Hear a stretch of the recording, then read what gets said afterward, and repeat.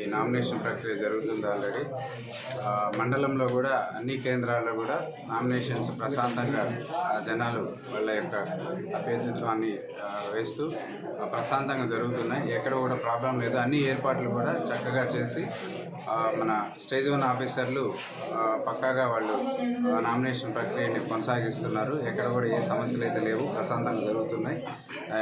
సాయంత్రం వరకు ఉంది కాబట్టి ఈ ఉన్నటువంటి మిగతా ఎవరైనా ఉంటే కనుక వాళ్ళు కూడా 1 by 1 వచ్చి లోపలికి 1+2 మాత్రమే అలౌ చేస్తున్నారు. ఇక్కడ మిగతా వాళ్ళు 100 meters అబౌవ్ పరిధిలో ఉంటూ ఇక్కడ మన సిఐ గారు, ఎస్ఐ గారు కూడా వాళ్ళు ఎక్కడైతే హైపర్ సెన్సిటివ్ ఉన్నాయో ఆ కేంద్రాల్లో వాళ్ళు కూడా వాచ్ చేస్తూ పర్సనల్గా మానిటర్ చేయడం జరుగుతుంది.